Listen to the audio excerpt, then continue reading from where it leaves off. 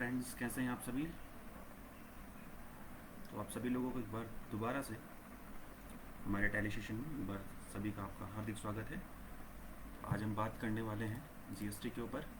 तो आप सभी लोग एक बार पुनः हार्दिक स्वागत है। तो बात करते हैं जीएसटी की कि आज जीएसटी पे बात करेंगे। तो जीएसटी होता क्या है, सबसे पहले आपको वो चीज़ समझनी होगी कि जीएसटी होता क्या है। सबसे पहले आप जीएसटी के बेसिक कंसेप्ट समझिए। जो जीएसटी है उसने रिप्लेस किया है जो हमारे इंडिया के अंदर पहले से जो एक टैक्स की जो चलन चलता हुआ आ रहा था, उसको हमने जीएसटी ने अभी कवर किया है। तो किस तरीके से कवर किया है उसको, ये सारा का सारा डिस्कशन आज होगा। तो सबसे पहले आप यहाँ पे देख रहे हैं प्रेजेंटेशन एजेंडा, यहाँ पे किस तरीके से आपका दिया है यहाँ पे। तो GST basic what is GST, why GST, GST के रजिस्ट्रेशन, उसमें रजिस्ट्रेशन किस तरीके से करना है, उसकी रिटर्न किस तरीके से करनी है, और इनवॉइसिंग, मैचिंग, इम्प्लीकेशंस, जो भी सारी चीज़ें हैं वो सारी चीज़ें में आज हम आपको आज बताएंगे जीएसटी के अंडर में। ठीक है, तो अब बात करते हैं सबसे पहले कि जीएसटी को अपनाने के पीछे सबसे बड़ा जो पहला रीज़न था वो था वन टैक्स वन नेशन। दूसरा जो था destination based on supplies of goods and service, यानी कि जो पहले हम लोग टैक्स पे कर रहे थे, अलग अलग डेस्टिनेशन को अलग अलग टैक्सेस हम पे करते थे, तो वो सारा का सारा अब सारा का सारा एक ही टैक्स में सब्स्यूम्ड हो चुका है, यानी कि सारा का सारा टैक्स मिला के अब एक ही हमने टैक्स कर दिया है। ठीक है, it will be divide on all supplies with the seamless flow of credit for both goods and GST, it is reaches to end customer. इसका मतलब ये है कि हम अपने जो लास्ट हमारा जो कस्टमर होता है उस तक हम पहुंचना चाहते हैं, और जो हमारा यहाँ पे अब टैक्स पे होगा वो एंड ऑफ द कस्टमर ही उसको पे करने वाला है। Only value addition with the taxes and burn of taxes is borne with the final consumer. तो ये इसका मतलब यही है कि हम लोग जब भी कोई गुड्स खरीद मतलब कि सेल करेंगे, तो वो जो एंड ऑफ द कस्टमर है वहीं से हम इसको कलेक्ट भी करेंगे, ये सारा का सारा पैसा भी। ठीक है, जीएसटी क्या है, सिंपल टैक्स स्ट्रक्चर है, eliminating cascading effect, technology driven system, increasing revenue. ठीक है, सबसे पहले क्योंकि कास्केडिंग इफेक्ट भी आपको जानना जरूरी है कि कास्केडिंग इफेक्ट क्या होता है, क्योंकि हमारे देश में इससे पहले वैट था, सीएसटी था, और भी कई टाइप के टैक्सेस थे कि जिसको हमें अलग अलग तरीके से हमें पे करना पड़ता था। तो इसको सबको एक जगह पे लेके आना जीएसटी का काम था। अब ये इस तरीके से देख सकते हैं कि जो हमारे देश में पहले स्ट्रक्चर था वो टैक्स का वो इस तरीके से था। ये करंट टैक्स स्ट्रक्चर यानी कि 2017 1 जुलाई 2017 से जीएसटी जो है हमारे देश में लागू हो चुका है। और आपको ये भी समझना होगा कि इससे पहले जो टैक्स का स्ट्रक्चर था वो कुछ इस तरीके से था। सेंट्रल टैक्स आपके इस साइड है और स्टेट टैक्स आपके, यानी कि राइट में आपके जो है स्टेट हैं और लेफ्ट में आपके सेंट्रल के टैक्सेस हैं। Excise duty, service tax, AD, service charge, CBD, इधर आपका स्टेट में VAT, CST, purchase, luxury, surcharge, entry tax. तो यहाँ पे क्या होता था कि tax collected it shared between centre and state, यानी कि जो इसका जो शेयर होता था वो सेंटर और स्टेट अपने आपस में बांटते थे। ठीक है, अब यहाँ पे हुआ क्या कि CGST stand for central GST, this is applicable on supplies within the state, tax collected will be share to centre. यानी कि CGST का जो काम होगा वो जितने भी आपके सेंट्रल टैक्सेस हैं उनको CGST के अंदर सब्स्यूम किया गया है। स्टेट के जितने भी टैक्सेस हैं उनको SGST के अंदर सब्स्यूम किया गया है। IGST with for integrated tax. Integrated tax यानी कि जब हम अपने स्टेट से किसी गुड्स को बाहर बेचते हैं तो उसको हम कहते हैं इंटीग्रेटेड टैक्स, वहीं पे आपका अप्लाई भी होगा। ठीक है, this is applicable for interstate and import transaction, यानी कि जब भी हम लोग इम्पोर्ट करेंगे या इंटरस्टेट में कोई ट्रांजेक्शन करेंगे, यानी कि हम लोग बाहर किसी अदर कंट्री से यानी कि फॉरेन से अगर हम कोई ट्रांजेक्शन करते हैं तो वहाँ पे इम्पोर्ट लगेगा, मतलब वहाँ पे IGST लगेगा। और इंटरस्टेट यानी कि जब हम किसी दूसरे स्टेट में अपना सामान बेचने के लिए जाएंगे तो वहाँ पे भी आपका IGST ही लगेगा। तो आप ये समझ सकते हैं कि डिटर्मिनेशन ऑफ चार्ज जो भी है, लोकेशन ऑफ सप्लायर, यानी कि अगर कर्नाटका का जो सप्लायर है तो उस पर कौन कौन सा टैक्स चार्ज होगा, तो उसके ऊपर जो चार्ज होने वाला है वो CGST और SGST चार्ज होने वाला है उसके ऊपर। क्योंकि जब भी आप लोकल में सप्लाई करेंगे तो वहाँ पे दो टैक्स आपको देने पड़ेंगे, एक तो CGST देना पड़ेगा सेंट्रल का, और स्टेट का SGST आपको देना पड़ेगा। देखिए, अब यहाँ पे दूसरी कंडीशन ये है कि अगर आपका जो सप्लायर है तमिलनाडु का, यानी कि एक आपका कर्नाटका है और एक आपका है तमिलनाडु, यानी कि दो अलग अलग स्टेट्स हैं, तो इन दोनों के बीच में जो टैक्स लगेगा वो IGST, यानी कि इंटर स्टेट सप्लाई है ये, यानी कि हम किसी दूसरे स्टेट में सप्लाई कर रहे हैं, तो वहाँ पे या हमारी जो ट्रांजेक्शन है वो अदर स्टेट से है, तो यहाँ पे जो चार्ज होगा वो IGST आपका चार्ज होगा। Registration, return filing, invoicing, matching, ये इसके अंदर हम लोग अभी आपको बताएंगे। अब आपको इस तरीके से देखना होगा कि यहाँ पे जो रेगुलर डीलर है north east India, aggregate turnover यहाँ पे 10 लाख है। ये जो था ये 2017 के अकॉर्डिंग, ये जो मैं आपको अभी दिखा रहा हूँ ये 2017 के अकॉर्डिंग था, बट अभी जो करंट की बात करूँ तो ये 20 लाख हो चुका है। रेस्ट ऑफ इंडिया के लिए ये 40 लाख हो चुका है।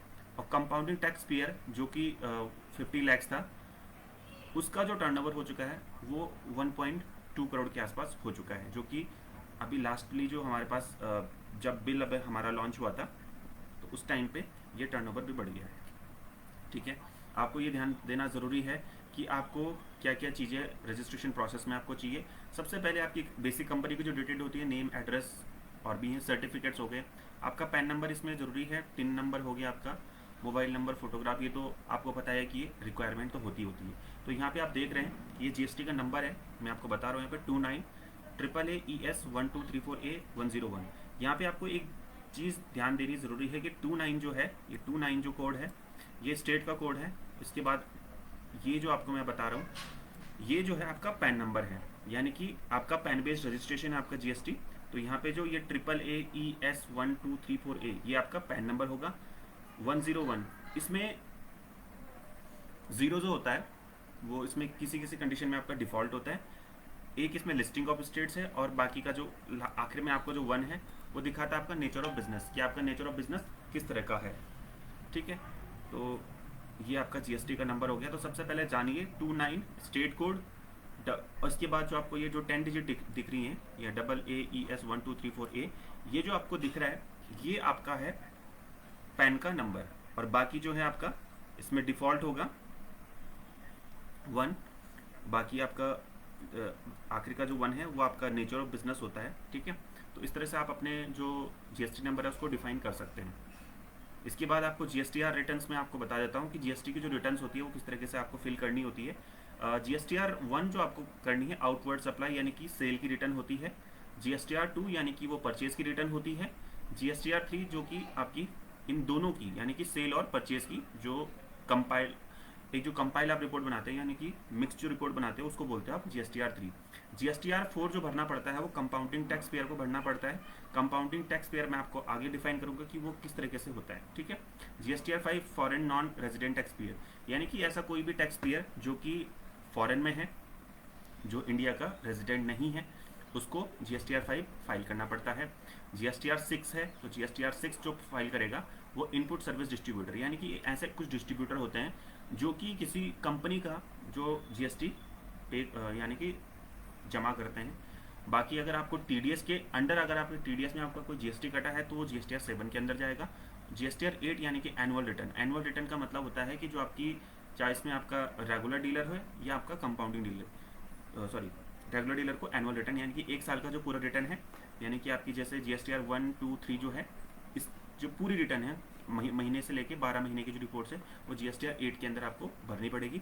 और इसमें GSTR 9 जो है वो आपको भरना पड़ेगा कंपाउंडिंग टैक्स पेयर को, वो भी आपको and of the financial year आपको भरना पड़ता है।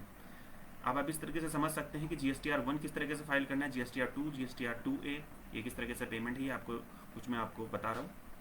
यानी कि आप इस तरीके से समझिए इसे, 20,000 का आपका GSTR 1 हो गया। उसके बाद GSTR 2A, क्योंकि आपका ये हर महीने आपको क्या करना पड़ता है, फाइल करना पड़ता है, तो उसका मैं आपका आगे प्रोसेस बताऊंगा किस तरीके से करना पड़ेगा।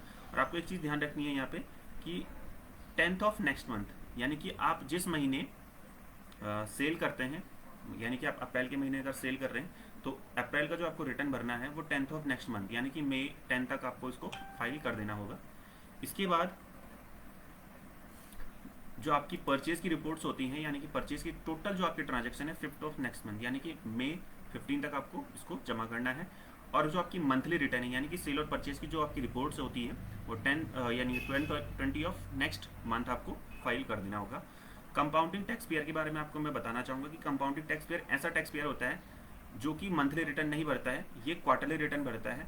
तो इसको 18th ऑफ क्वार्टरली यानी कि 18th ऑफ आप 3 महीने मान सकते हैं, अप्रैल, मई, जून का जो ये रिटर्न भरेगा ये जुलाई में भरेगा, तो यानी कि 18 जुलाई में ये इसको फाइल करेगा। बाकी ये जो है आपका foreign non resident tax period 20 को कर सकता है नेक्स्ट मंथ में, बाकी सारे आपके नेक्स्ट मंथ वाले हैं। और एनुअल जो रिटर्न होगी आपकी 31 दिसंबर, यानी कि अगर अभी के हिसाब से देखें 2020 के हिसाब से, तो 31 दिसंबर 2020 को GSTR 8 जो भरना पड़ेगा वो हमारे रेगुलर डीलर को भरना पड़ेगा GST रिटर्न। अब यहाँ पे आपको वही चीज़ है कि आपको किस तरीके से ये भरना है, वो सारी चीज़ें मैंने आपको बता दी है ऊपर, ठीक है। इस तरीके से आप इसे देख सकते हैं कि IGST, CGST और यहाँ पे मैं आपको एक ITC का बताता हूँ। ITC होता क्या है? Input tax credit. Input tax credit का मतलब ये होता है कि जब भी आप कोई भी रिटर्न फाइल करते हैं, GST का रिटर्न फाइल करते हैं, चाहे आप सेल की करते हैं, परचेज की रिपोर्ट अगर फाइल करते हैं, तो एक जो पार्ट होता है उसमें दो पार्ट होते हैं, एक तो CGST होता है और एक SGST होता है। CGST जो कि सेंट्रल का पार्ट होता है और SGST जो होता है वो स्टेट का पार्ट होता है। तो उस कंडीशन में क्या होता है कि जो आपका स्टेट वाला जो पार्ट होता है वो जब भी आप रिटर्न फाइल करते हो तो वो रिटर्न होता है, यानी कि स्टेट यानी कि SGST जो होगा वो रिटर्न होगा। तो उस पार्ट को हम बोलते हैं ITC यानी कि इनपुट टैक्स क्रेडिट। अब इसमें जो कंडीशन है वो दो टाइप की कंडीशन है, एक रेगुलर डीलर की कंडीशन होती है और एक होती है आपकी दूसरी कंपाउंडिंग डीलर, जो कंपाउंड यानी कि जो कंपोजिशन स्कीम के अंदर आता है। इन दोनों में डिफरेंस क्या है इसको भी मैं आगे डिफाइन करूँगा, किस तरीके से ये लोग दोनों अपने रिटर्न भरते हैं, क्या इनको फ़ायदे हैं क्या नुकसान है, ये चीज़ें आगे बताने वाला हूँ। तो इस कंडीशन में ये होगा कि केवल जो ये रेगुलर डीलर होगा वही इसको रिटर्न वापस ले सकता है, बट आपका जो कंपोजिशन स्कीम के अंदर जो भी पर्सन रजिस्टर्ड होगा वो इस रिटर्न को वापस नहीं ले सकता है।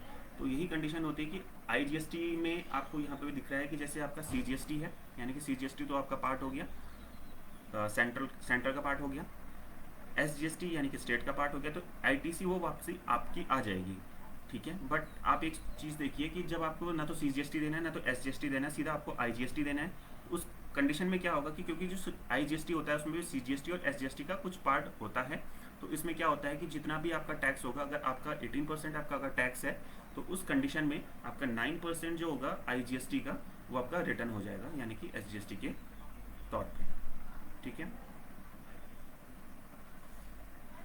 क्रेडिट रेटिंग आप देख लेंगे, non compliance with affect company credit rating which is visible है। बैड रेटिंग में इम्पैक्ट ये रेटिंग का है कि आपका बिजनेस किस तरह का होगा और किस तरह से आपकी जो रिटर्न्स वगैरह होती हैं। बाकी लेट फीस के ऊपर आप देख सकते हैं कि अगर आपने लेट कराया, यानी कि आपने किसी महीने अगर आपका रिटर्न नहीं हुआ, तो आपका क्वार्टरली चाहे आपका मंथली हो चाहे क्वार्टरली हो, तो 100 रुपये per day, every day subject maximum of 5000, यानी कि कम से कम हर दिन के हिसाब से 100 रुपये और महीने यानी कि मैक्सिमम 5000 का तक का आपको यहाँ पे लेट फीस भरनी पड़ सकती है। एनुअल रिटर्न में अगर आप देर करते हैं भरने में तो 100 रुपये पर डे के हिसाब से एवरी डे, यानी कि जितना आपने लेट करोगे उतना आपका पर डे का, और मैक्सिमम 0.25 ऑफ एग्रीगेट टर्नओवर, ठीक है, यानी कि जितना भी आपका टर्नओवर होगा उसमें 0.25% ये आपको देना पड़ेगा गवर्नमेंट को।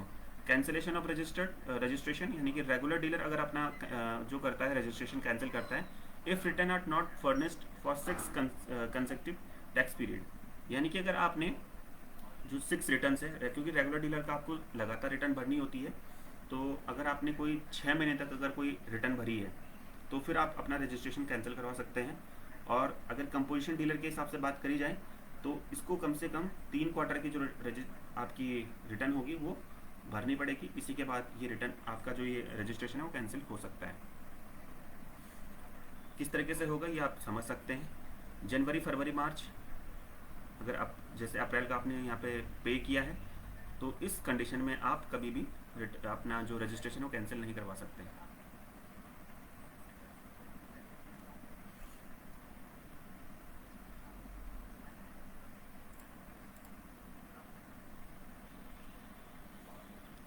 अब इस तरीके से आपको कुछ लेजर्स बनाने पड़ेंगे, इसमें आपको मैं बता देता हूँ।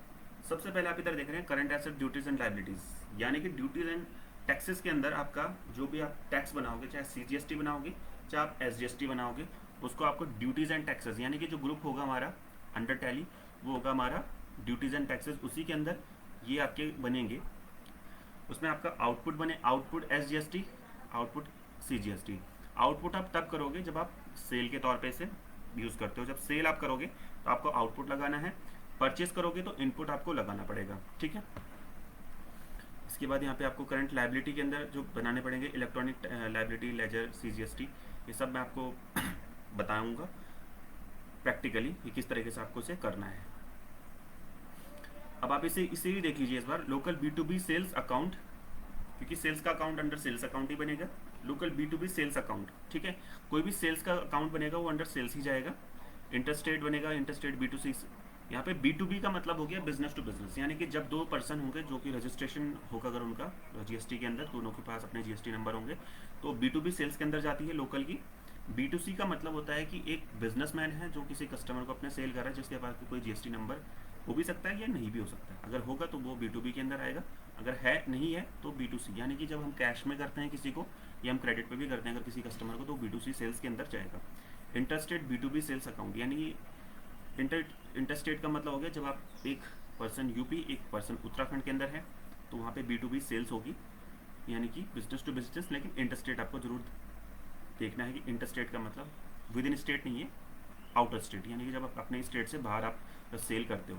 इसके बाद इंटरस्टेट B2C सेल्स, यानी कि आप किसी बाहर के कस्टमर को, यानी कि जब भी आपका कस्टमर होगा, जैसे यूपी का होगा, आप उत्तराखंड से अब यूपी का अगर आपका कस्टमर होगा तो B2C इंटरस्टेट सेल्स हो जाएगा। एक्सपोर्ट की होती है सेल्स, तो ये सारा का सारा टैक्सेबल का पार्ट होता है। इसमें भी कुछ कंडीशंस हैं आगे कि कुछ मतलब उसमें कितना पार्ट आपका मतलब कितने एक्सपोर्ट जो आपके होते हैं वो आपके टैक्सेबल होते हैं, और कुछ ऐसे होते हैं जो आपके नील भी होते हैं जिसमें आपको GST नहीं देना पड़ता है। एग्जेम्प्टेड सेल्स है B2B B2C, ठीक है। इसमें आपके कुछ एग्जेम्प्टेड भी होती हैं, RCM होती है, reverse charge mechanism, e com sales, यानी कि जब हम लोग किसी सेल्स को हम लोग यानी ऐसी सेल्स करते हैं जो कि हम इंटरनेट प्रोवाइडर जो होते हैं उनसे।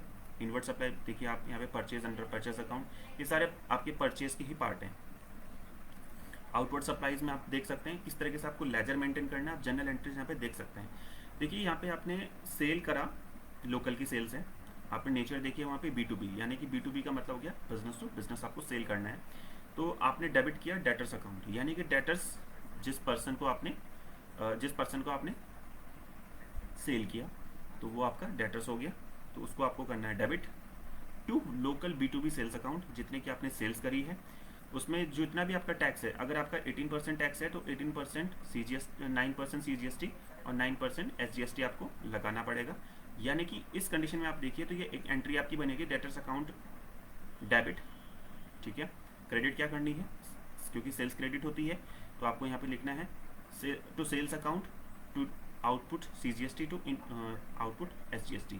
ये सेल्स की बात कर रहे हैं, हमें भी ये सारा का सारा जो है यहाँ पे इस तरीके से करना है। तो सेल जो हमारी एक्चुअल सेल थी वो 1,20,000 रुपये की थी, उसमें हमारा 18% जो GST लगा, और इस GST लगने के बाद 21,600 रुपये जो हमने GST के पे करने हैं। ये GSTR 1 की रिपोर्ट होगी, ठीक है। ये GSTR 1 के अंदर जाएगी। इसके बाद हमने B2C सेल करा, लेकिन ये करा हमने लोकल में, तो यहाँ पे वही जो कस्टमर है हमारा, हम लोग उसके क्रेडिट में सेल कर रहे हैं, तो यहाँ पे डेटर्स अकाउंट सेम चीज़ आएगी। लोकल B2C सेल्स, वही जो आपकी सेल्स अकाउंट होता है, सेम चीज़ है जैसे आपने ऊपर किया है, GSTR 1 के अंदर रिपोर्ट जाएगी। अब यहाँ पे आप ये देखिए, यहाँ पे टेबल 4A, यानी कि जब आप इसे टैली के अंदर खोलोगे तो इसे 4A के अंदर आपको मेंशन कर, मतलब यहाँ पे ये एंट्री जाएगी।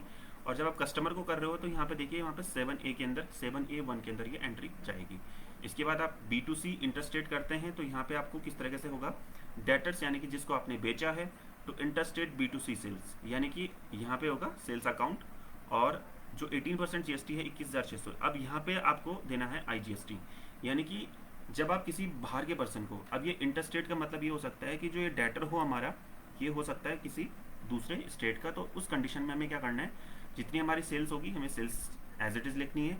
और इस कंडीशन में जब हमने यहाँ पे जो टैक्स को डिवाइड किया था 9% के अंदर, तो उसको हमने सीधा एक किया IGST के अंदर 21,600 रुपये, और एंट्री तो सेम होनी है, लेकिन यहाँ पे एक ही चीज़ का फ़र्क पड़ेगा, वो है आपकी CGST और SGST की जगह आ जाएगा IGST।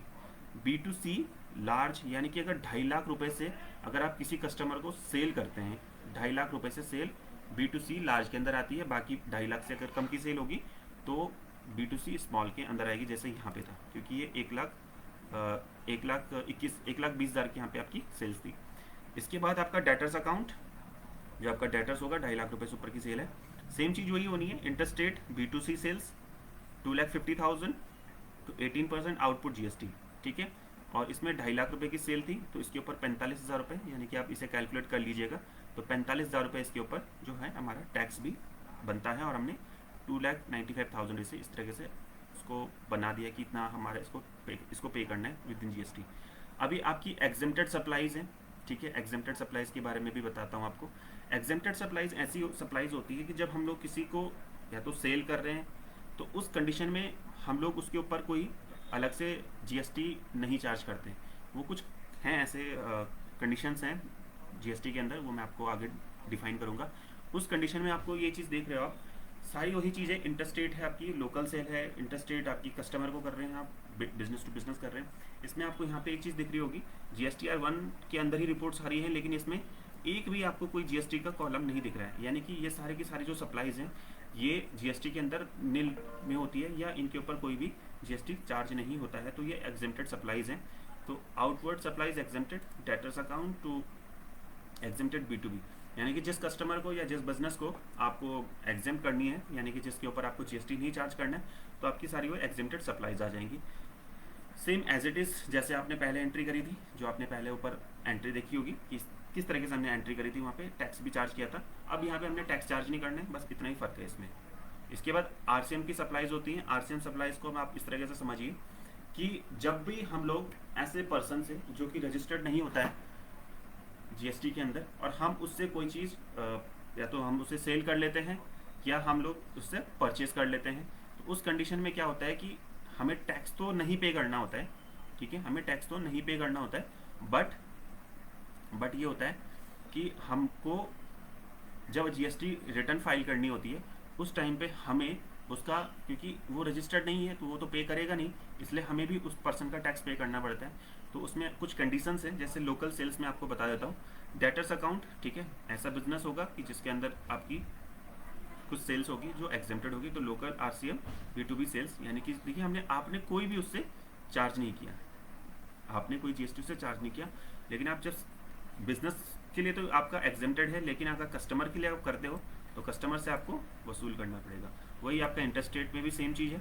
बिजनेस के लिए तो आपकी RCM जो हो गई है वो हो चुकी है नील, मतलब सॉरी, जो आपका टैक्स है वो तो नील हो चुका है, बट आपको जब आप कस्टमर से ले रहे हो तो आपको कस्टमर से लेना पड़ेगा, क्योंकि वो बिज़नेस ऐसा होगा जो कि रजिस्टर्ड नहीं होगा। क्योंकि कस्टमर जो होता है, कस्टमर से तो आपको टैक्स चार्ज करना पड़ता है अगर आप उसे एक GST का बिल अगर प्रोवाइड कर रहे हैं। आउटवर्ड सप्लाईज थ्रू E-कॉमर्स, तो E-कॉमर्स में भी सेम चीज़ है। देखिए यहाँ पे डेटर्स अकाउंट, जिस पर्सन को सेल कर रहे हैं, टू लोकल सेल्स, यानी कि लोकल का है तो लोकल करोगे आप, इंटरस्टेट सेम चीज़ है, बस आपको output CGST, output SGST, output IGST, यही चीज़ आपको इसको करना है। इसमें सारा का सारा उसको प्रैक्टिकली करके बताऊंगा मैं आपको किस तरीके से करना होगा, ठीक है। ये आपकी ओनली फॉर सेल्स की बात हो रही है अभी कि सेल्स किस तरीके से आप करोगे। यहाँ पे एक्सपोर्ट करना है, इंपोर्ट करना है, ठीक है। Advance receipt from customer, subsequent credit note, debit note. अब आएगी आपकी परचेज की बारी, ठीक है। परचेज में सबसे पहले आपको एक जानना ज़रूरी है कि रजिस्टर्ड डीलर कौन सा पर्सन होता है, और कंपाउंड जो कंपाउंडिंग यानी कि जो कंपोजिशन डीलिंग के अंदर जो लोग काम करते हैं वो कौन से पर्सन्स होते हैं। तो मैं आपको यहाँ पे थोड़ा डिफाइन करता हूँ उन दोनों के बारे में। एक आपका हो गया आपका रेगुलर डीलर, ठीक है, और एक पर्सन आपका कर लेते हैं जो है आपका कंपोजिशन डीलर, ठीक है। अब दोनों में डिफरेंस क्या है, सबसे पहले देखिए जो आपका GST नंबर होगा, GSTIN दोनों के पास ही होगा, ठीक है, इसके पास भी होगा और इसके पास भी, यस, दोनों के पास ही GSTIN नंबर होता है, ठीक है। अब बेनिफिट्स देख लेते हैं। बेनिफिट्स जो होगा इनको, बेनिफिट्स इसको होगा, इसको एक तो मिलेगा ITC,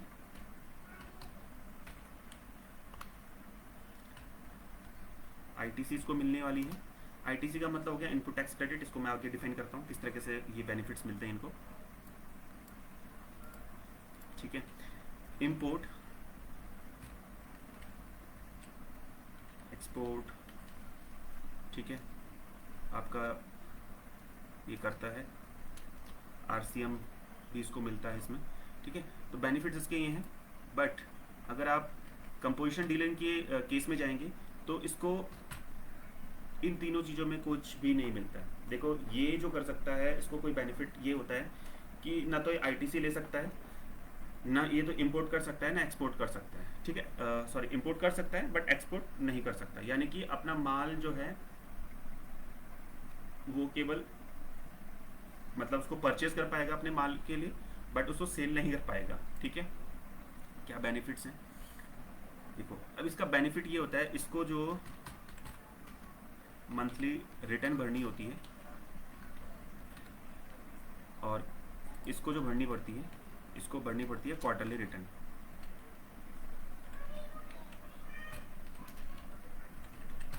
बेनिफिट्स दोनों के इसमें इसलिए ज़्यादा बेटर है क्योंकि इसको 3 महीने के अंदर रिटर्न भरनी होती है और इसको हर महीने, यानी कि 12 इसकी जो रिटर्न जाएगी 12 मंथ्स की जाएगी। ठीक है, अब इसकी 12 महीने की रिटर्न होगी और उसकी आपकी हर तीसरे महीने में उसकी रिटर्न जाती रहती है। तो एक बेनिफिट तो कंपोजिशन डीलर के लिए है, इसको हर महीने रिटर्न से बचना पड़ेगा। ठीक है, अब जो आपका डीलर है रेगुलर, उसको कौन कौन सी रिटर्न्स भरनी पड़ती है, जिसमें आपकी आती है जीएसटीआर, जीएसटीआर 1 हो गया, जीएसटीआर 2 और तीसरा हो गया आपका जीएसटीआर 3B। यानी कि 3 रिटर्न इसको हर महीने देनी है, जो मैं आपको बताया था कि एक 10 को देनी है, एक 15 को देनी है, एक 20 को देनी है। इसको जो देनी है 18th ऑफ क्वार्टर,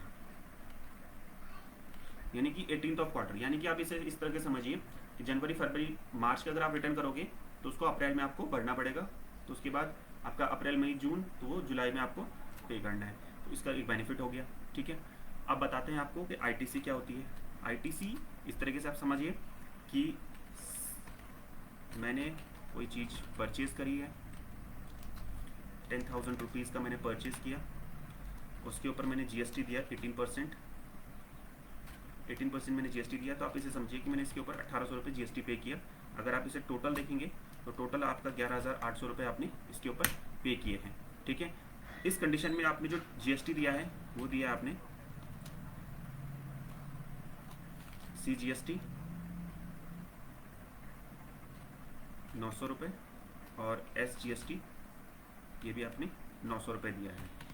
ठीक है, 2 टैक्सेस आपने दिए हैं, यानी कि टोटल वही आपने जो 18% जीएसटी दिया, लेकिन वो जब आप लोकल की में ही जब आप सेल करते हो, सॉरी परचेज करते हो, तो उस कंडीशन में आपको 900 रुपये CGST और 900 रुपये SGST के आपको पे करने पड़ते हैं। बेनिफिट आपको ये मिलता है कि जो आपका SGST वाला पार्ट होता है, SGST वाला जो पार्ट होता है वो रिटर्न होता है। ठीक है, SGST वाला पार्ट ये रिटर्न हो जाएगा आपको, यानी कि 900 रुपीज़ आपकी जो होंगे वो रिफंड आ जाएंगे। ठीक है, और इस कंडीशन में इसके लिए ये चीज़ नहीं अप्लाई होती है।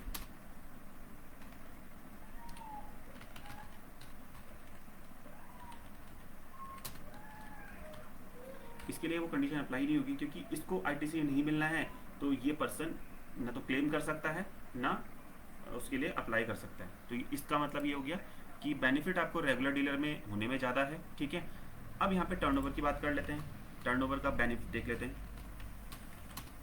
टर्नओवर उसका होता है कम से कम 1.2 करोड़, 1.2 करोड़ रुपए का, यानी कि 1 करोड़ 20 लाख रुपए का आपका टर्नओवर होना चाहिए, नहीं तो इसके ऊपर आपको एडिशनल कोई टैक्स देना पड़ेगा। ठीक है, अब इनका जो टर्नओवर होता है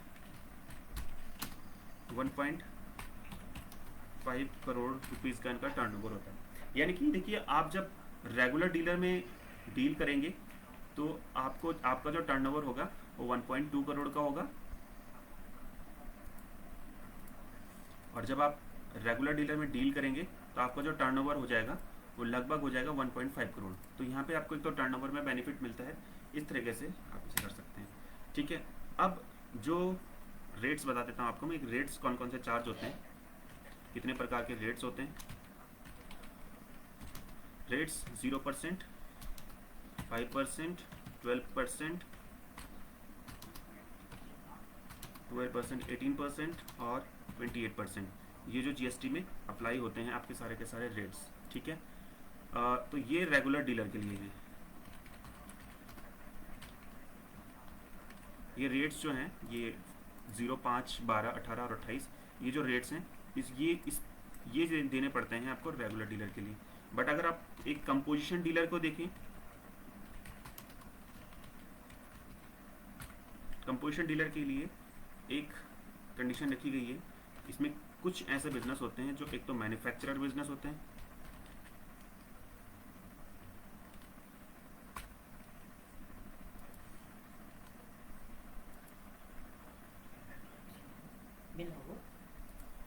manufacture, Mami bantu kan ini? Hah? Trading Hah? और होटल।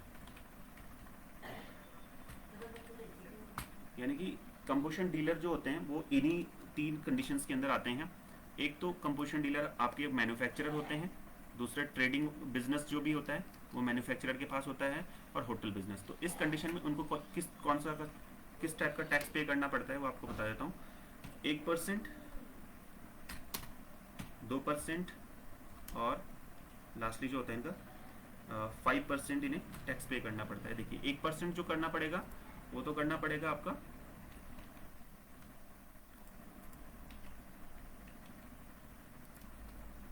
ये होता है ट्रेडिंग के लिए, अगर वो उसका बिजनेस है,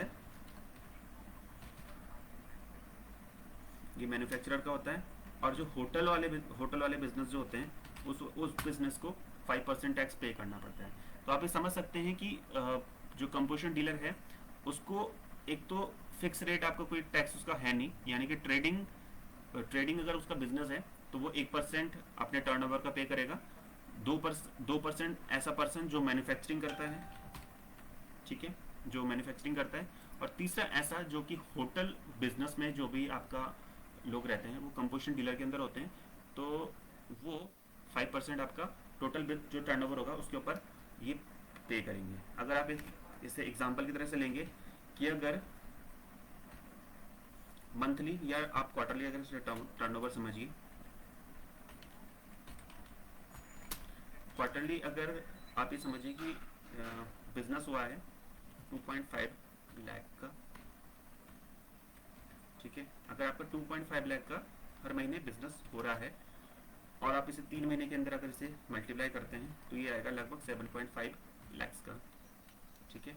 और ये बिजनेस ऐसे पर्सन का है जो कि होटल वाला है, ठीक है। तो इस कंडीशन में उसे कितना पे करना है, तो 7.5 लाख जो हो गया आपका इनटू, और इसका 5% है तो 5% इसको पे करना पड़ेगा। तो इसके लिए कोई ज़्यादा झंझट नहीं है कि कितने उसको रिटर्न फाइल करना है, क्या फाइल करना है। इस सारा का सारा इसके लिए इस तरीके से आ जाएगा कि क्वार्टरली जब वो अपना कोई रिटर्न फाइल कर रहे हैं तो 2.5 लाख रुपए की 2.5 लाख रुपए उसकी मंथली जो आ रही है, 3 महीने के हिसाब से मैंने उसको किया कि 3 महीने के अंदर इसका 7.5 लाख रुपए का बिजनेस होगा। तो इस 7.5 लाख के बिजनेस के ऊपर उसको 5% जो है वो जीएसटी पे करना है गवर्नमेंट को। तो ऐसे कोई कंडीशन नहीं है रेगुलर डीलर की तरह कि उसके 5 रेट्स होंगे अलग अलग, 0%, 5%, 12%, 18 और 28%। तो ये जो आपके रेट्स हैं ये केवल जो होता है रेगुलर डीलिंग जो बिजनेस करता है उसी पर्सन को ये बेनिफिट मिलते हैं इन रेट्स में अलग अलग तरीके से इसको परचेज और सेल करने के, ठीक है।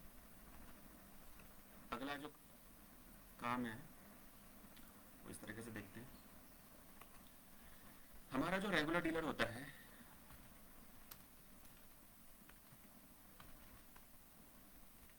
उसको एक बेनिफिट है कि 0% के अंदर कौन सी गुड्स आएंगी। तो 0% के अंदर जो गुड्स आने वाली हैं वो एक तो आपकी जितनी भी पेट्रोल, यानी कि आप इसे समझिए कि पेट्रोलियम गुड्स जो होती हैं वो सारे के सारे 0% के अंदर आती हैं। इसमें दूसरी आती है आपकी लिक्विड। लिक्विड का मतलब होता है कि जो भी शराब, बियर जो भी आपकी होती है उस पर कोई किसी भी प्रकार का कोई जीएसटी नहीं लिया जाता है। तो ये भी जो होती है आपकी 0% के अंदर ही आती है। अभी 0% का मतलब ये नहीं है कि इसके ऊपर कोई टैक्स नहीं लगेगा, इसको आप ऐसे कह सकते हैं कि इसका मतलब होता है एग्जेम्प्टेड। एग्जेम्प्टेड का मतलब होता है कि अभी तो इसके ऊपर 0% टैक्स है, बट इन फ्यूचर गवर्नमेंट इसके ऊपर कोई भी टैक्स लगा सकती है, यानी कि ये कोई फिक्स नहीं है कि आपका इसके ऊपर आपका कोई टैक्स नहीं लगेगा। इन फ्यूचर अगर गवर्नमेंट चाहे तो इस टाइप की जो आपकी गुड्स होती हैं इनके ऊपर ऐसा टैक्स लगा सकती है। बाकी 0% के अंदर आने वाली जो होती है आपकी जो क्रॉप्स होती है, यानी कि जो भी आपका कच्ची यानी कि कच्चा जो माल होता है जो आप एकदम से प्रोड्यूस करते हैं, मतलब यानी कि जैसे आपका गेहूँ हो गया जो कि अभी कटा नहीं है, तो उसके ऊपर उसका जो प्रोडक्शन होगा उसके ऊपर किसी भी प्रकार का कोई जीएसटी नहीं होगा। अगर आप उसको एज इट इज आप उसे सेल कर देते हैं, मतलब गेहूँ आपने काटा तो आपने उसे सेल कर दिया तो उसके ऊपर कोई जीएसटी नहीं लगने वाला है। बट जब उसको पैकिंग होती है, जब उसकी वो कंपनीज के अंदर जाता है, तो जो उसके ऊपर आटा आटा वगैरह होता है तो उसके ऊपर आप चार्ज कर सकते हो, ठीक है। यानी कि कच्चा जो माल होगा उसके ऊपर 0% ही आपका टैक्स लगने वाला है। बट अगर उसको आपने पैकिंग करके मार्केट के अंदर आप अगर उसे बेचते हो तो उसके बाद आपका उसके ऊपर आप टैक्स चार्ज कर सकते हो। यानी कि पैकिंग के बाद उसके ऊपर जो चार्ज होगा लगभग लगभग 5% होता है, और आपका जो ब्रांडेड होगा तो ब्रांडेड के ऊपर आपका कम से कम 12% आपका चार्ज आप कर सकते हैं, ठीक है। 5% के अंदर ऐसी गुड्स आती हैं जैसे कि आपकी जो पैकिंग वाले आइटम्स होती हैं वो आपका सारा का सारा जो आएगा वो आएगी इसमें 5% के अंदर। इसमें कौन कौन सी आएंगी, जैसे इसमें आपकी दालें आ सकती हैं, ठीक है। दालें आ सकती हैं आपकी, आपका जैसे मैंने आपको बोला कि जैसे आटा चावल जो होता है वो आपका पैकिंग में आता है तो 5% के अंदर उसको दिया जाता है। लेकिन अगर वो चीज़ अगर ब्रांडेड में हो, किसी ब्रांड प्रोडक्ट की हो, तो उसके ऊपर 12% ही चार्ज आप कर सकते हैं। पैकिंग गुड्स होती है आपका जो फ्रेश, अगर आप कोई चिकन मटन जो भी होता है अगर वो आप उसे यूज़ कर रहे हो तो आपको वो 0% के अंदर आएगा। बट अगर वो पैकिंग वाले हैं या फ्रोजन है तो वो उसको आप 5% के अंदर आप चार्ज कर सकते हैं, ठीक है। और 12% की बात करते हैं कि 12% के अंदर कौन से गुड्स आते हैं, तो इसके अंदर जो आने वाले गुड्स हैं उसको आप इस तरीके से समझ सकते हैं कि इस तरह के गुड्स जैसे कि इसके अंदर पहले जो था आपके इलेक्ट्रॉनिक आइटम थे, मोबाइल्स की जो आपकी एसेसरीज वगैरह होती हैं, इलेक्ट्रॉनिक आइटम भी होते हैं,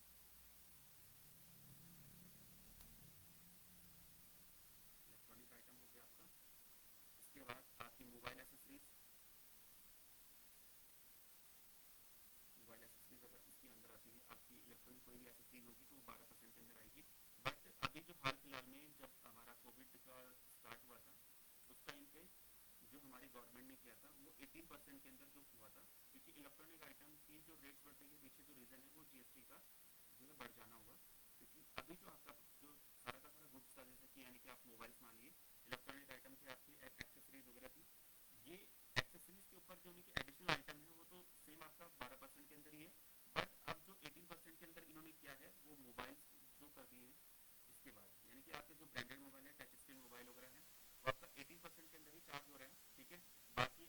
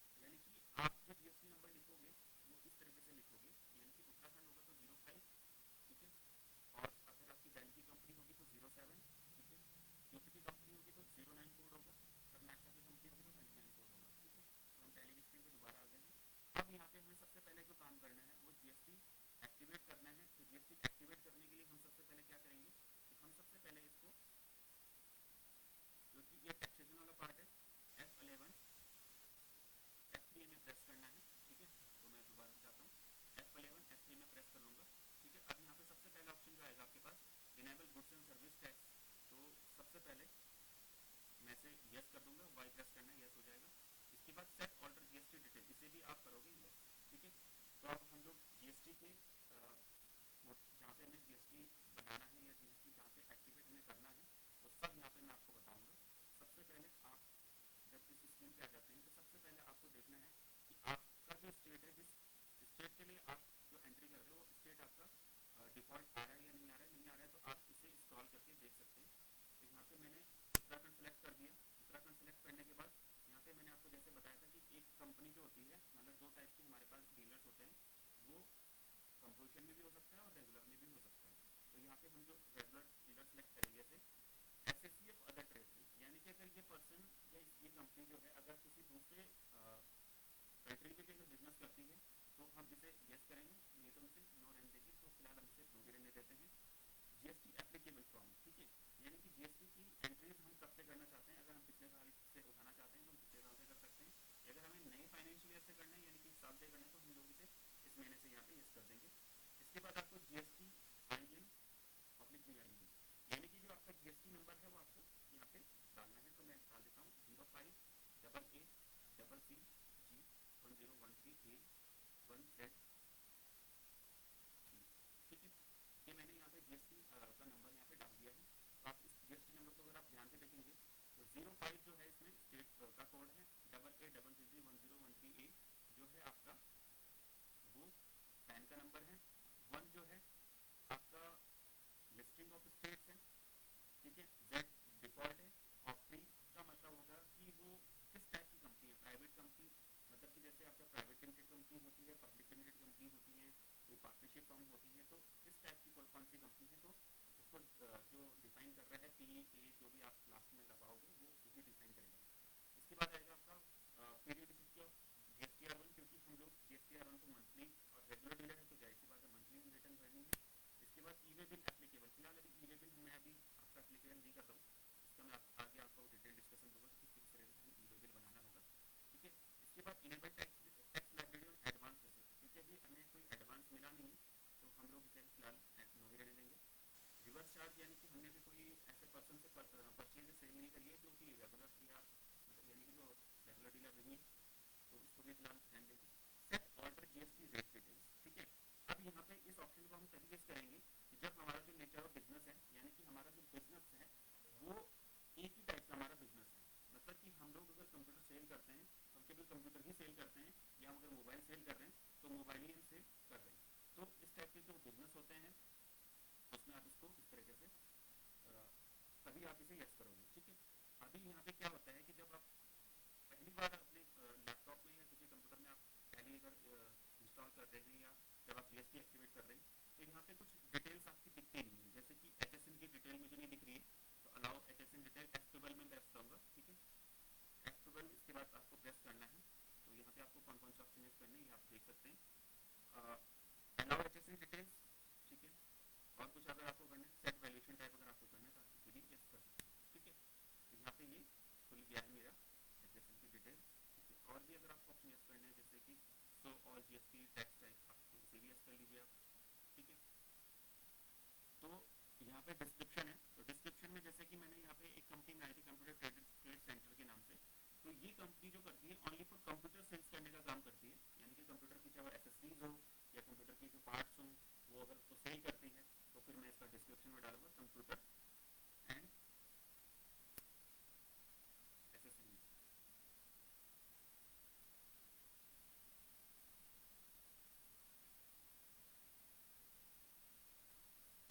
ठीक है, तो डिस्क्रिप्शन में मैंने डाल दिया है कंप्यूटर एंड एसेसरीज, एचएसएन और एसएससी। अब आपको इसके बारे में बताना चाहता हूँ कि एचएसएन और एसएससी क्या होता है। ठीक है, क्योंकि ये चीज बहुत इंपॉर्टेंट होती है, क्योंकि जब आप टैली यूज करोगे तो आपको एचएसएन और एसएससी के बारे में भी जानना जरूरी है। तो एचएसएन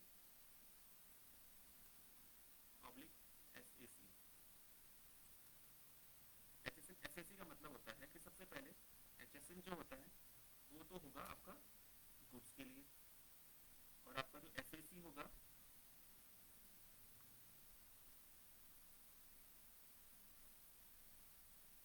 एसएसी जो होगा वो होगा आपका सर्विसेज के लिए। ठीक है, अब आपको ये समझ में आ रहा होगा कि यहाँ पे अगर हमारे पास गुड्स है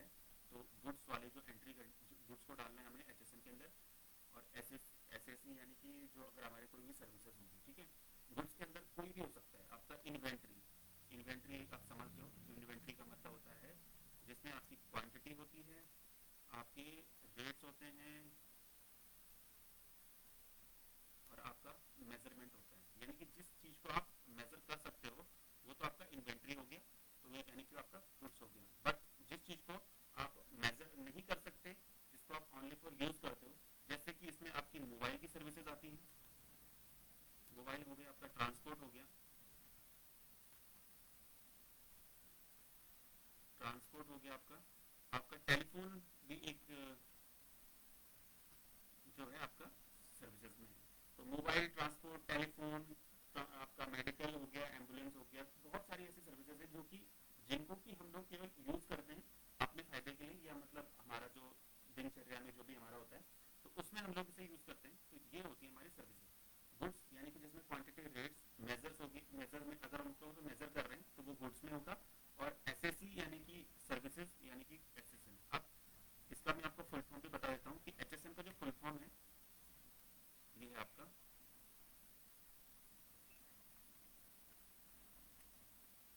हार्मोनाइज सिस्टम ऑफ नॉमेनक्लेचर।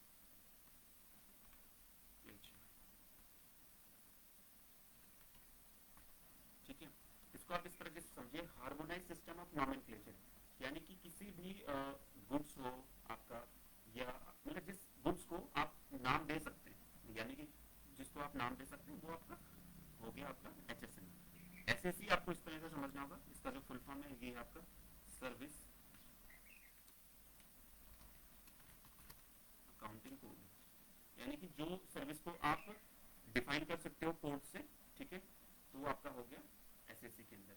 अब एचएसएन नंबर कितने का होता है, क्योंकि एचएसएन का नंबर भी होगा, ठीक है, तो एचएसएन नंबर जो होता है 4 to 8 डिजिट का आपका कोई भी हो सकता है, ठीक है, यानी कि किसी भी गुड्स की टाइप को डिफाइन करने के लिए आप एचएसएन यूज करते हैं। तो जैसे मैं आपको बताता हूँ एक एग्जांपल के लिए, कि जैसे मैंने कंप्यूटर लिया, ठीक है, अब मुझे कंप्यूटर पता है कि कंप्यूटर का एचएसएन नंबर है जैसे 101001, यानी कि कंप्यूटर का जो एचएसएन नंबर है 1001 है। बट अब मैं इसके अंदर लूंगा एचपी पीसी, यानी कि अगर मैं एचपी पीसी ले रहा हूँ तो जैसे इसका हो गया 1001, या तो 4 हो जाएगा या 2 हो जाएगा, कुछ भी हो जाएगा, या ऑब्लिक भी हो सकता है इसमें, ठीक है, बट हम लोग इसे यूज नहीं करें, तो यहाँ पे हम इस तरीके से कर सकते हैं 1001 तो सेम रहेगा, लेकिन इसके बाद जैसे लग दिया मैंने 2, तो ये आपका एचपी पीसी के लिए हो गया। अगर सेम चीज अगर मैंने कोई लेनोवो का कोई पीसी लिया है तो उसके लिए हो जाएगा 1001, ठीक है, इस तरीके से, ठीक है। और इसमें जो आपकी जैसे अलग अलग टाइप की आपकी जैसे हो गया आपका एचपी का आपका अलग अलग टाइप का, जैसे डेल में इंस्पिरॉन हो गया, एचपी लैटिट्यूड वगैरह हो गया, तो बहुत सारी ऐसे ऐसे कंपनीज हैं, तो वो इसके ऊपर जैसे एचपी पीसी यहाँ पे, जैसे मैं एक एग्जांपल लेता हूँ लेनोवो का, तो जैसे एक एग्जांपल मैंने लिया L3, L3 मैंने कोई यहाँ पे एक एग्जांपल लिया किसका L3 है, यानी कि इसमें कुछ जैसे कि इसकी रैम के अकॉर्डिंग ये डिफाइन होगा या किस तरीके से, तो L3 अगर लिया है तो हो सकता है इसमें और एक नंबर और बढ़ जाए, क्योंकि जिस तरीके से आपका एक जो है 1001 कंप्यूटर को डिफाइन कर रहा है, 1013 जो डिफाइन कर रहा है वो लेनोवो को डिफाइन कर रहा है, और उसकी जो सीरीज को डिफाइन कर रहा है वो 2 डिफाइन कर रहा है, तो हम लोग यहाँ पे इस तरीके से एचएसएन नंबर लिखेंगे, यानी कि ये मैक्सिमम आपका 8 डिजिट तक होगा, और जो आपका यहाँ पे एसएससी नंबर होता है वो कम से कम आपका होता है 6 डिजिट का, यानी कि जैसे आपके पास मोबाइल का कोई बिल आएगा तो वहां पे जो एसएससी लिखा होगा वो इस तरीके से लिखा होगा, ठीक है, यानी कि 6 डिजिट का ही आपका होगा, तो मोबाइल के बिल में आपका जो एसएससी कोड होगा वो 6 डिजिट का ही होगा, तो यहाँ पे इस तरीके से वो डिफाइन होगा आपका। तो आप समझ रहे हैं कि किस किस तरीके से हमें एचएसएन लिखना है। तो जब अब मैं यहाँ पे जब आता हूँ तो यहाँ पे मेरे को, क्योंकि वही कोड में यहाँ पे जो मैंने लिखा है 100132, ये मैं लिख रहा हूँ यहाँ पे, तो 100132 मैंने यहाँ पे लिख दिया है, ठीक है। इसके बाद टैक्सेबिलिटी, यानी कि किस इसमें किस टाइप का मैं टैक्स लगाना है, क्योंकि हमें टैक्सेबल करना है तो मैं टैक्सेबल कर सकता हूँ इसे, और यहाँ पे आपको केवल इंटीग्रेटेड में ही आपको टैक्स लगाना होगा, तो मैंने इंटीग्रेटेड में 18% रख दिया। उसके बाद सेंट्रल टैक्स और स्टेट टैक्स अपने आप ही डिफाइन हो गए 99% में। इसके बाद इनेबल जीएसटी क्लासिफिकेशन को आप यस कर देना, प्रोवाइड एलयूटी बॉन्ड्स डिटेल, आपको फिलहाल इसे नो ही रखना है तो आप इसे नो रखिए और इसे आप एक्सेप्ट कर लीजिए। एक्सेप्ट करने के बाद आप यहाँ पे इसे एंटर करेंगे और इसके बाद इसे भी आप एक्सेप्ट कर लीजिएगा। तो यहाँ पे आपको अब जो करना है, अब आपको बनाने होंगे लेजर्स, ठीक है। अब लेजर्स बनाने हैं, अकाउंटिंग इन्फो ग्रुप आपको ऑलरेडी डिफाइन है, लेजर्स बनाने हैं, क्रिएट करना है। सबसे पहले मैं करता हूँ सेल्स, ये जाएगा अंडर सेल्स अकाउंट, ठीक है। यहाँ पे अगर आपको इसे ऑल्टर करना है तो आप इसे ऑल्टर कर सकते हैं, कुछ चेंज करना चाहते हैं, ठीक है। यहाँ पे केवल आपको गुड्स करना है तो आप इसे गुड्स में एक्सेप्ट कर लीजिएगा। इसके बाद आपको बनाना है परचेज, ये जाएगा अंडर परचेज अकाउंट, इसको भी आप गुड्स यहाँ पर करके सिलेक्ट और आप इसे एक्सेप्ट कर लीजिएगा। अब आपको जो काम करना है वो आपको लेजर बनाने हैं जीएसटी के। तो सबसे पहले हम लोग बनाते हैं CGST, ठीक है। अब इसको इस तरह से बनाएंगे क्योंकि अगर हमें परचेज के बनाना है तो परचेज के लिए हमें लिखना पड़ेगा इनपुट CGST, ठीक है। क्योंकि इनपुट का मतलब जो है कि हमने परचेज का ये CGST बनाया, तो मैं input CGST under duties and taxes के अंदर। अब आपका जो इनका ग्रुप बनेगा सबका ड्यूटीज एंड टैक्सेस बनेगा, अंडर जीएसटी चला जाएगा। और यहाँ पे आपको टैक्स टाइप, क्योंकि CGST है सेंट्रल का टैक्स है तो सेंट्रल टैक्स आप इधर सेलेक्ट कर दोगे। राउंडिंग मेथड आपको नॉट एप्लीकेबल रखना है और आप इसे एक्सेप्ट कर लोगे। इसके बाद आपको बनाना है अगला, वो बनाना है input SGST, duties and taxes के अंदर ही जाएगा अंडर GST, और इसको जाना है अंडर स्टेट टैक्स, आप इसे एक्सेप्ट कर लीजिएगा। इसके बाद आप बनाओगे input IGST, duties and taxes GST, और इसको डालोगे आप अंडर इंटीग्रेटेड टैक्स की और आप इसे भी एक्सेप्ट कर दोगे। अब हमने इनपुट वाले यानी कि परचेज वाले सारे टैक्सेस तो बना दिए हैं। अब हमें बनाने हैं जो कि हमारे आउटपुट वाले हैं, ठीक है। तो output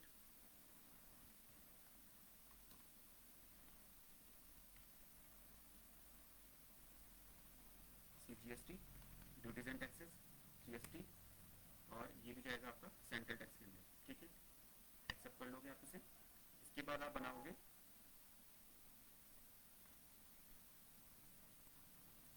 output SGST, duties and taxes में जाएगा, GST में जाएगा, और ये जाएगा स्टेट के अंदर। आपको एक चीज ध्यान रखनी होगी कि SGST स्टेट का है, CGST सेंट्रल का है, और IGST जो है वो है आपका यानी कि वो मिक्स है, यानी कि जब आप इंटरस्टेट परचेज और सेल करते हैं तो आप उसमें आप इसे यूज करते हैं। अब हम बनाएंगे आउटपुट IGST, GST, और ये चले जाएगा आपका ठीक है। लेटर्स हमारे बन चुके हैं, तो अब हमें कुछ आइटम्स भी क्रिएट करनी होगी। आइटम्स में चले जाते हैं, आइटम्स क्रिएट करेंगे। स्टॉक ग्रुप सबसे पहले क्रिएट करना होगा। तो स्टॉक ग्रुप हम बना रहे थे, जैसे कि हमारा मेन काम जो है वो कंप्यूटर का बिजनेस है, तो हम लोग इसको डालेंगे कंप्यूटर एंड एक्सेसरीज,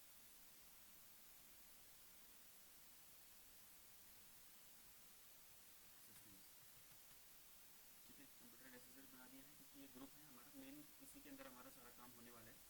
अब हम लोग जो बनाएंगे वो जैसे बना दिया मैंने HP PC मैंने बनाया, ये जाएगा अंडर कंप्यूटर एंड एक्सेसरीज के अंदर। यूनिट्स में हमें Alt+C यानी कि Alt+C जो होता है शॉर्टकट की होती है आइटम्स को क्रिएट करने के लिए, लेजर्स को क्रिएट करने के लिए, ग्रुप्स को क्रिएट करने के लिए, या आपकी यूनिट्स होगी उसको क्रिएट करने के लिए। Alt+C आपने किया। टाइप आपका सिंपल ही रहेगा, मैंने बनाया यहाँ पे नोट्स, NOS लिखा सिंबल में, कॉमन नेम में लिख दिया मैंने नंबर्स। अब यहाँ पे आपको यूनिट क्वांटिटी कोड मिलेगा, तो इसको भी आपको जरूर आपको डिफाइन करना है। अगर आप इसे डिफाइन नहीं करोगे तो जो आपका रिपोर्ट होगी वो गलत भी आ सकती है, मतलब गलत तो भी आएगी बट उसमें यूनिट्स आपको बार बार पूछेगा। तो यहाँ पे आपको नोट्स के लिए NOS यहाँ पे सिलेक्ट कर देना, ठीक है, और इसे आप एक्सेप्ट कर दोगे।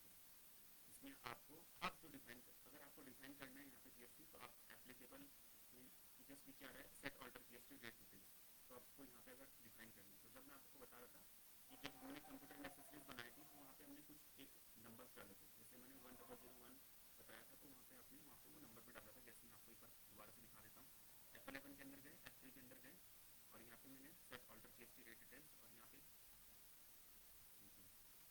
मुझे केवल करना है, क्योंकि कंप्यूटर एक्सेसरीज करना है तो 1001 ठीक कर लेते हैं हम लोग।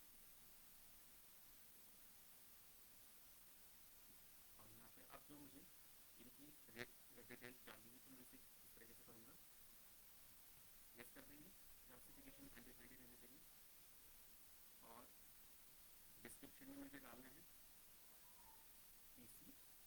HSN नंबर हमें हम कहते हैं डाल सकते हैं 10013 1, ठीक है। ऑन वैल्यू रखेंगे टैक्सेबल 18% और आप इसे एक्सेप्ट करके गुड्स में डाल दिया। एक्सेप्ट कर देंगे। HPPC हमारा बन चुका है, मैंने बनाया HP प्रिंटर। कंप्यूटर नेसेसरीज के अंदर चलेगा, इसे इसको डिटेल को यस करोगे, फिर इसमें डिस्क्रिप्शन में 100135 HSN जो आएगा आपका प्रिंटर। HSN में आपको डाल दो 100135 आपने डाल दिया, ठीक है। इसके बाद आपको ऑन वैल्यू टैक्सेबल और आपको यहाँ पे करना है 18% ऐसे दिया, उसके अंदर एक्सेप्ट कर देंगे, ठीक है। तो कुछ इस तरीके से आपका हो जाएगा, इसको आपको इस तरीके से डिफाइन भी करना है। अब जो हमारा काम रहेगा, क्योंकि अब हमें जो काम करना है वो परचेज और सेल्स की एंट्री करनी है। तो सबसे पहले हम लोग जाएंगे अपने वाउचर्स के अंदर, ठीक है। वाउचर्स के अंदर जाएंगे तो सबसे पहले मुझे कुछ चीज़ें परचेज भी करनी होगी। तो सप्लायर का इनवॉइस नंबर यानी कि ये बिल नंबर होता है, जिस जब आप कोई चीज़ परचेज करते हो तो जो आपका क्रेडिटर है जिसने आपको माल दिया है वो आपको एक बिल देगा, तो उसका एक नंबर भी आपको देगा, ठीक है। तो यहाँ पे सप्लायर इनवॉइस नंबर मैंने डाल दिया 101, ये अप्रैल का तो मैंने APR करके डाल दिया, ठीक है। परचेज है, क्योंकि हमें एक पार्टी भी क्रिएट करनी, तो Alt+C मैंने किया और यहाँ पे मैंने लिखा अशोक ट्रेडर्स, मैंने डाल दिया क्रिएटर के अंदर। Set maintain bill bye bill आपको उसमें यस रखना होगा, ठीक है। अब अभी तक जो हम काम कर रहे थे वो ये काम कर रहे थे कि हम लोग एड्रेस नहीं मेंशन कर रहे थे किसी भी पार्टी का, लेकिन अब हमें जो मेंशन करना है वो कंपनी का एड्रेस भी मेंशन करना है, उसका पिन कोड भी मेंशन करना है। इससे हमें जो फायदा मिलेगा वो मैं आपको बता रहा था कि जो ये भी GST इसमें डिटेल्स होती है उसमें हमको आसानी पड़ती है किसी की भी डिटेल्स डालने के लिए। तो हम इसका एड्रेस डाल देंगे, मैंने डाल दिया 0 अशोका नगर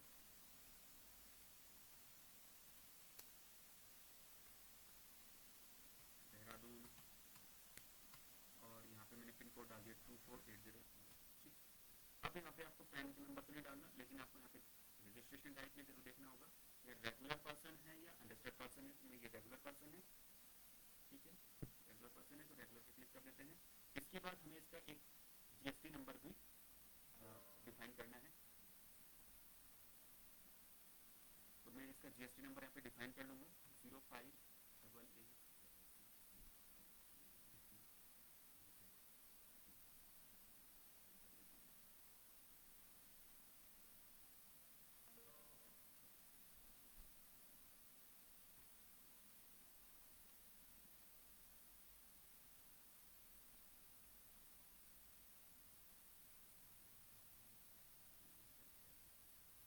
यहाँ पे बस मैं एक चीज़ वो कर रहा हूँ, बस इसका स्टेट और इसका एड्रेस थोड़ा सा चेंज कर रहा हूँ, क्योंकि ये जो GST नंबर है ये एप्लीकेबल नहीं हो रहा था, तो मैं यहाँ पे कर दूँगा इसको चेंज।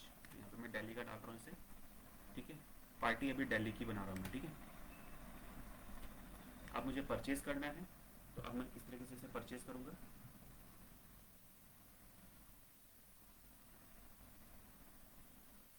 नेम ऑफ आइटम जैसे कि मैंने लिया यहाँ पे HPPC में मैंने लिया इसमें कि मैंने 5 क्वांटिटी ली है और 10,000 रुपये की मैंने ये परचेज़ करी है। इसके बाद मैंने लिया है जो प्रिंटर मैंने खरीदा, 10 प्रिंटर मैंने खरीदे हैं और 15,000 रुपये की ये भी मैंने, 8,000 रुपये का मैंने ये भी। अब यहाँ पे जो मुझे करना है सबसे पहले Alt+A Alt+F1, यानी कि आप इसे इस तरीके से करोगे Alt+A Alt+F1, ठीक है। Alt+A जो होगा वो टैक्स इनिशियली। और जो आपका ऑल प्लस F1 है वो फुल डिटेल्स के लिए होगा, ठीक है। तो ऑल प्लस है, ऑल्ट F1 कर दिया, तो यहाँ पे आप देख रहे हो कि इंटीग्रेटेड परचेज टैक्सेबल हो चुका है आपका, HP PC भी है आपका, HP प्रिंटर भी है आपका, तो दोनों ही आपके यहाँ पे आ चुके हैं 18%, क्योंकि इंटीग्रेटेड टैक्स है, क्योंकि पार्टी जो है वो आपकी, जो आपकी पार्टी है वो दिल्ली की पार्टी है, तो इस कंडीशन में इसके ऊपर IGST चार्ज होगा। तो अब हमें जो लेना है यहाँ पे, बैक करेंगे IGST, बट अब कौन सा वाला, क्योंकि हमने परचेज किया है तो इनपुट IGST लगेगा, इनपुट IGST। और यहाँ पे आप देख रहे हैं, इसको आप चेक करोगे कि यहाँ पे इतना ही टैक्स है या नहीं है। तो आप यहाँ पे देखिए कि 14,000, यहाँ पे आप देखिए कि 9,000 प्लस आपका 14,000, 23,400, तो आपका टैक्स सही आया है। तो आप इसे एंटर करेंगे, न्यू रेफरेंस, आप यहाँ पे लिखेंगे purchase taxable from Ashok traders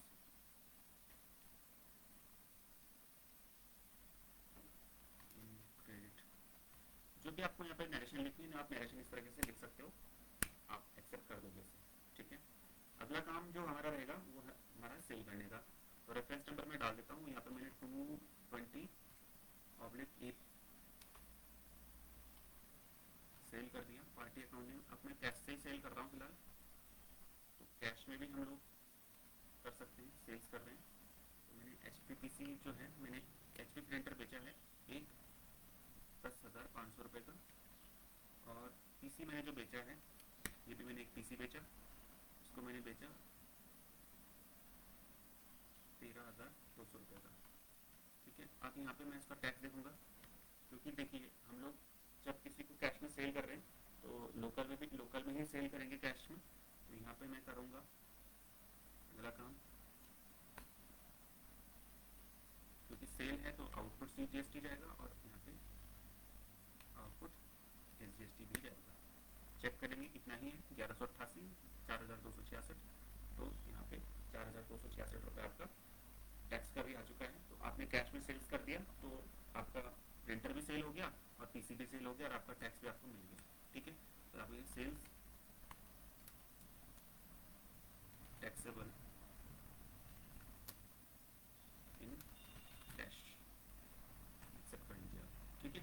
तो आज का जो सेशन है, मैंने आपको बताया कि किस किस तरीके से आपका GST चार्ज होता है, किस किस तरीके से आप GST में एंट्रीज करते हैं। तो सारी मैंने बताई है GST के बारे में, डिटेल्स में आपको बताई है कि किस किस तरीके से आपका जो GST है उसको आपको चार्ज करना है, ठीक है। टैली में किस किस तरीके से उसके लेजेस बनेंगे, किस किस तरीके से आपको एंट्री करनी है, किस किस तरीके से उसको आप डिफाइन करोगे कि कैसे कहाँ पे आपको GST चार्ज करना है। तो आज का जो सेशन है मैं आपको आज यहीं पे एंड करूँगा। बाकी जो इसके और डिटेल्स हैं उसके बारे में मैं आपको कल एक और सेशन हम लोग लेंगे, जिसके बारे में कुछ एडवांस जो एंट्रीज होती हैं GST के अंदर, या उसकी कुछ जनरल एंट्रीज होती हैं, वो किस किस तरीके से करनी है, वो उसकी सारी डिटेल्स मैं आपको कल बताऊँगा, ठीक है। मैं फिर आप लोगों से यहाँ पे आगे विदा लेना चाहता हूँ। तो बाकी जो बातें होंगी वो अब कल बातें होंगी